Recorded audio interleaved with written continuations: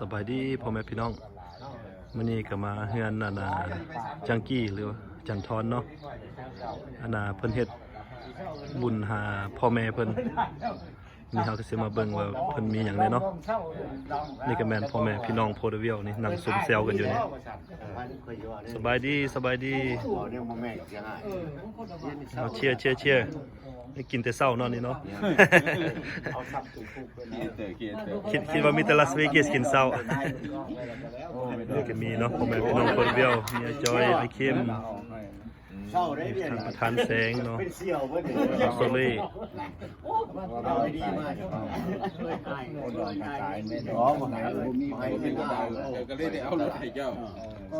สบายดีมื้อนี้มางานเฮ็ดกองกระพึกโอ้ต้นกระพึกเนาะไปอยู่ดีมีแห้งได้นิดหน่อยนี่ได้นิดหน่อยบอกขาด3 ปีนะคอยขึ้นว่าได้บ่ฮอดดอกผมเมียผมขายเนี่ยก็สิเข้าไปเบิ่งทางในเนาะเพิ่นกำลังเฮ็ดพิธีอยู่ตอนนี้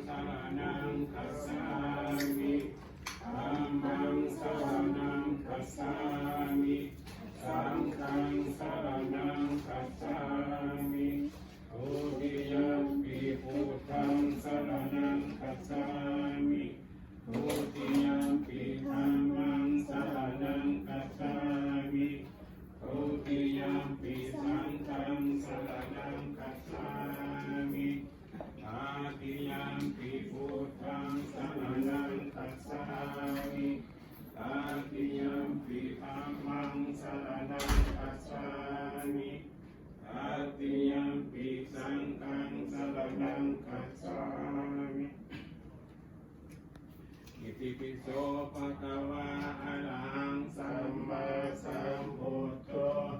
ชาจารณะสัมปันโนสุขโตโลกวิทุอนุตตโรปุริสาธัมมัสสารติสัทธาเทวมนุสานังพุทโธภะคะวะติพุทธังสิวิตังยาวะนิพพานังนังกัสสามิกาสวันทานิปันเตสัพพทาทานิสุปฏิกิตังสานาคาตุมหาโพธิงแล้วก็อีกคนหนึ่งแม่สุขชัยวงศ์เป็นคนหนึ่งที่เป็นคนรักคนว่าเป็นแม่คนหนึ่งผู้ที่ถูกกุศลให้ของโสภาตลอดคนได้ลงรับไปอันนี้ก็ขอบคุณครับเนาะเอาละเดี๋ยวมื้อนี้ความตั้งใจก็คือว่ามอบบุญแล้วก็มอบกุศลไปให้บุคคลที่ได้ลงรับไปคันอาจารย์นำพาเฮ็ดเนาะอยู่ใส่กระตามอาจารย์จะนำพานั่งสมาธิการนั่งสมาธิเนี่ยพ่อแม่อย่างเด็กก็คือการระลึกนึกถึงทรงกระแสจิตอวยพรฝากบุญนี้ไปให้เพิ่นเพราะว่าวิธีที่ดีที่สุดก็คือการภาวนาแล้วก็เอิ้นเพิ่นเหมือนว่าภาษาผู้เฒ่าผู้แก่ก็เอิ้นเพิ่นแล้วก็มอบบุญมอบกุศลนี้เนาะด้วยการทรงกระแสจิตเพราะฉะนั้นเราจะใช้เวลานี่ประมาณสัก30 วินาทีระลึกนึกถึงหาแต่ความดีความงามและบุญทั้งหมดที่เฮ็ดมื้อนี้อุทิศหยังมอบหยังถวายหยังเส้นประทานเพลต้นกระรับเอาซื้อเงินเครื่องใส่ดุมห่มอาหารบ้านข้าวขอมอบขอส่งขออุทิศให้ผู้ใดก็ตามระลึกนึกถึงหาซื้อเพิ่นให้เพิ่นได้มาโมทนาก็จะเป็นบุญเป็นกุศลให้เพิ่นได้มาโมทนาบุญเนาะฉะนั้นต่อไปนี้ให้ทุกคนละตารวมพลังกายพลังใจอธิษฐานจิตทรงกระแสจิตภาวนาจิตได้ณบัดนี้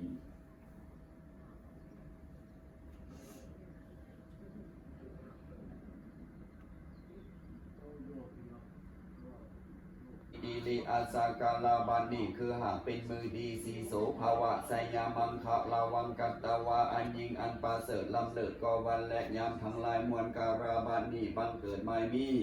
เจ้ามูลสัทธาผู้มีชื่อว่าพ่อออกขาวสัตลือไซพ่อออกสุนทรสัตลือไซแม่ออกสุขสายยาวงพร้อมโดยลูกหลานญาติพี่น้องทางไกลแม่ไผ่สัตลือไซพ่อโจพาไสยาวง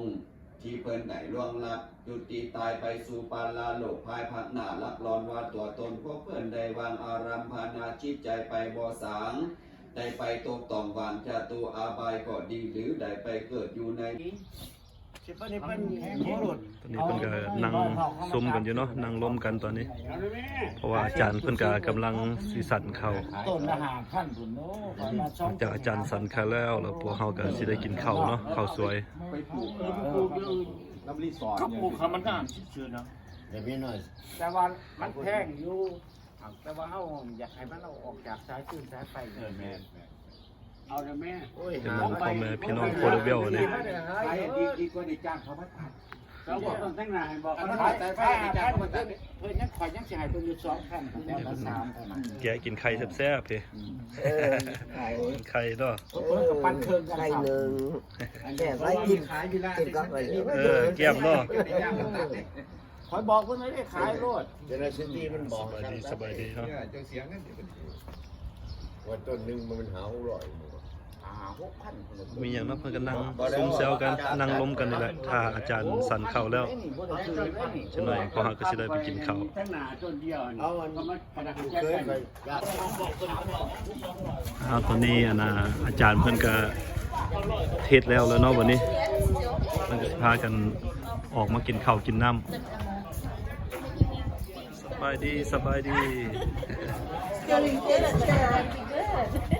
Stealing kids' chair. She's good today no Hennessy yet I say it's a good day and Sunday. It's a good day today. เราออกคนหมด ไอ้เพิ่นก็กำลังสิกินข้าวเนาะตอนนี้เนาะเข้าไปเบิ่งข้างในกันบัดนี้ ตักเอาคนหลายเป็นผู้ชายคนเดียวหัวใครเมียมันอันน่ะอยากสาว ทางพี่ก็มีของกินเด้อพี่น้องพี่มีตำมะฮุ่งเนาะมีลาบหมูเนาะขวากุ้งแซ่บๆพี่น้องโอ้ลาบปลาเนาะลาบแล้ว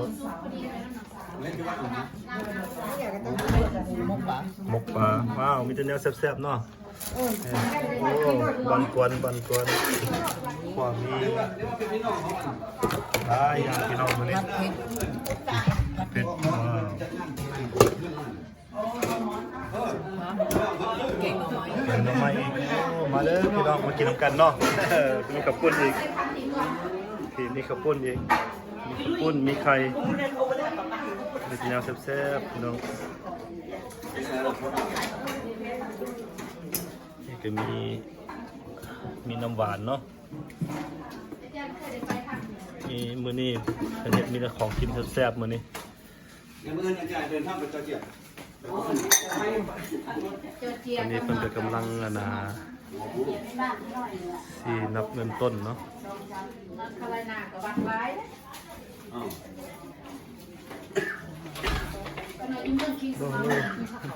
อ้าว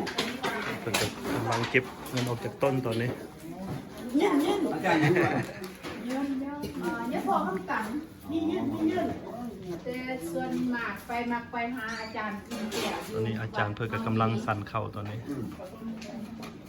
ไปเฮ็ดเส้นจุด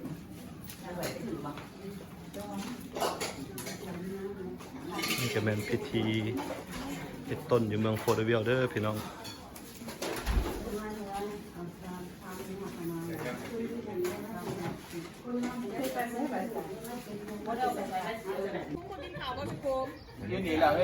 ตังไม่หมอนี่ เอายืมกันกี่ได้ งอ ตอนนี้เพิ่นก็กำลังสิกินข้าวตอนนี้ กำลัง เอามาอีกเขาเฮ้ย มีแต่ของกินแซ่บๆเนาะ คนจะกินมีกล้อยปลาลาบปลามีเกลือพืชได้ โอ้ยน่าเสีย ผ่านความงามก็ย้อนบักกะทินมาได้ไหม เอาก่อนเอามันรถสบาย ที่จริงกินยอดตาลอยู่แล้ว ข้าวสามัคคีวันนี้ อันนั้นยอดย่างกินกับก่อย แต่ธรรมดาถ้ามันแข้งหมดแล้ว เล่ามาแล้ว นี่มาแข้งบ่ มันเล่นมาแข่งกับพี่นั่นเขาบอกอย่าไปหาใส่คือเขา ทำไมอีกเขาฮะ ตอนนี้เพิ่นก็กำลังกินข้าวแซ่บๆพี่น้องตอนนี้ ใช่ผมมีเงินมีแต่จานเอาออก นั่งกินแบบสามัคคีรถนี่ กินได้ มีลาบมีก้อย คนบ่เบิ่งเตียวมันหลายคนเลยนะ แกงหน่อไม้ลายยางตำมะคงเต้พี่น้อง เอาไว้ผมแรกคนจับคือคนบ่มีเตียว นี่เด้อ โอ้แน่นอนเนาะอยู่บ่อยู่บ่ มักเล่นไม้ ต่อกันเนี่ย เอานี่ว่าธรรมดากินคนละเด็กละน้อยกับเศร้าอิ่มนะครับเศร้า พอละ อยู่ช็อตดีโก้บอกคำงามละโอ้ยบ่ต้องกินหลายพัดเมกอเมริกาอยู่ช็อตดีโก้เขาปลูกข้าวโพดเดี๋ยวผมไป ทางพี่ก็กำลังกินข้าวทางพี่ ไอ้ลูกโอกเลย กินข้าวแซ่บๆเนาะตำมะฮุ่งบ่ฮะ น้ำเต็มมาแน่คุณ ตำปูน กูเสร็จได้เชือกกูใช่มาถ่ายคนที่เขาพี่นางนี่วะ แม่นเลย จะนอนแต่ขี้มูกหน่อยขี้มูกยัง หอยขาวหอยขาวนี่เฮ็ดเฮ็ดหยังมื้อนี้งานหยังมื้อนี้ โอ้งานนั่นน่ะอาจารย์อาจารย์มาสันเพชรดูสิกับเพชรต้นพระเขาให้พ่อแม่นั่นนี่ไปแล้ว ก็บ่มีหยังหลายเนาะเฮ็ดต้น บ่มีหยังหลาย โอเค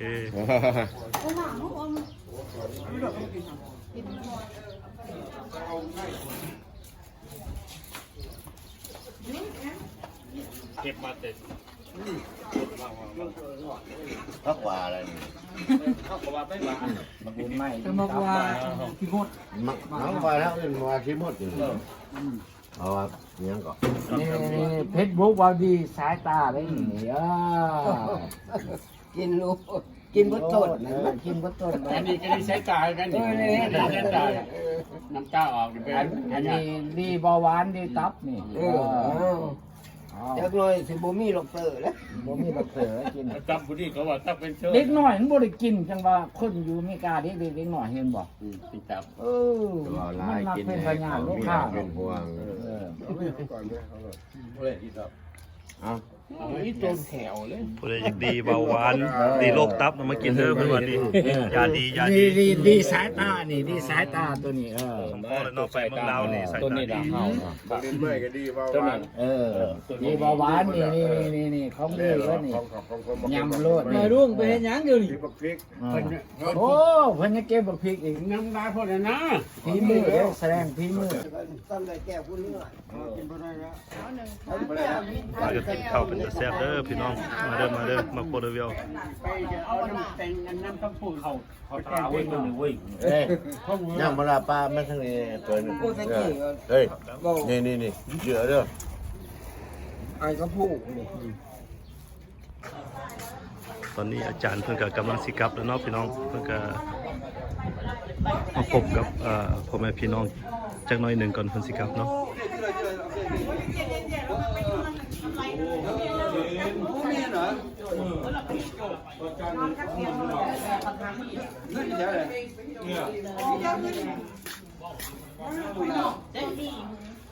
ไม่ได้อย่าง อีกทางพี่เพิ่นก็กินข้าวเรียบร้อยแล้วเนาะทางพี่เนาะจะนั่งล้มกันแบบนี้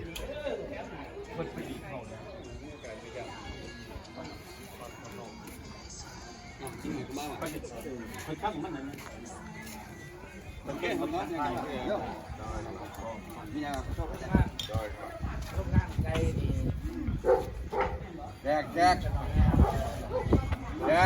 ถามหาอยู่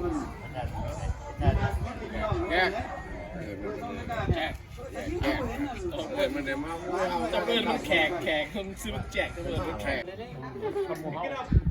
นี่เพิ่นก็กินข้าวกินน้ำแล้วเมื่อคนละนั่งล้มซุ่มแซวกันแบบนี้ ฟ้านี่7 มื้อมันก็คนนึงอยู่หั่นน่ะคันใส่นี่คือจะมาบ่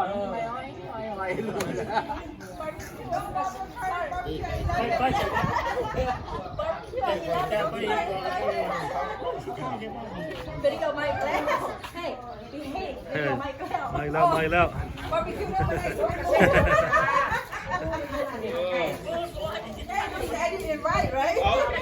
เป็นนักเล่ามาดิไปเล่าเป็น ผู้ดี ไปเล่าอันนี้วันนี้